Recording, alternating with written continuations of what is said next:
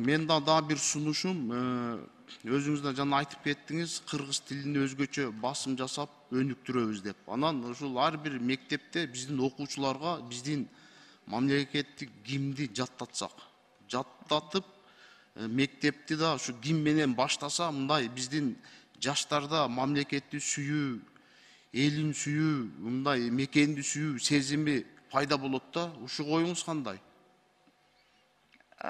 Бул кыргыз тили милдеттүү түрдө Кыргызстанда жашаган ар бир кыргызстандык билиш керек.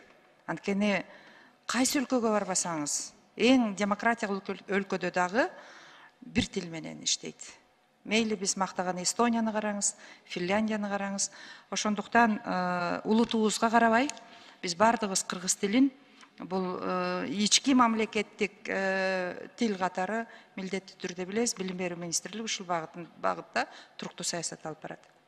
Жакшы, андан тышкары мына азыр бир топ мектептерде биздин кадырлуу пенсионерлер иштеп атат да. Эми биз пенсионерлерди сыйлайбыз, билим берген, илим берген, анан жаш жаңы муундагы жогорку окуу жайларды бүтүп кире албай жатат да. Мындай жаңыланууга барсак кандай дейсиз? Жаштарды Сөзсүз түрдө бул жөнүндө мамлекеттин саясаты бар.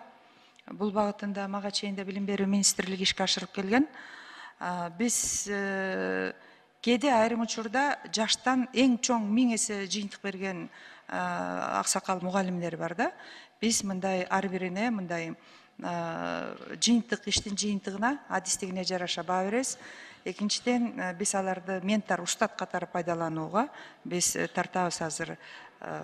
Ошол иштерибизди улантабыз. Дагы акыркы суроом, эми бизде азыркы мезгилде жогорку окуу жайды бүткөн биздин жарандарга жумуш жок болуп атат да.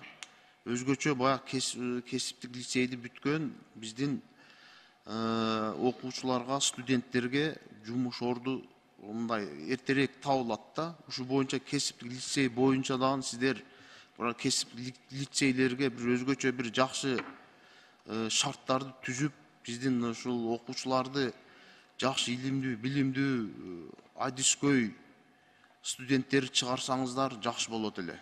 Бул багытында абдан динамикалык түрдө мазмундуу иштер жана инвестициялар тартылып жатат. Кыргызстанда жумушчу кесиби менен камсыз кылуу. Эгерде мурда 3 жыл окуса, 3 жыл ичинде технология да өзгөрүп кетип атат. Азыр кыскартылды. 2 жылдын ичинде жумушчу адистиктерин алуу. Анан эми сиздин талапкериңизди урматтуу президентибиз Садыр Нуркожоев сунуштаптыр. Эми уят кылбай, мурунку министрлер баарын көрдүк. Жакшы сүйлөп, кооз сүйлөп, жакшы реформа кылам деп, 1 жылга жетпей эле катуу учурка барып, мүдүрлүү барып, сынып калып атат да, кулап калып атат. Сиз да андай жолго түшпөңүз, ишиңизге ийгилик каалайбыз. Чоң рахмат, сиздер менен бирге.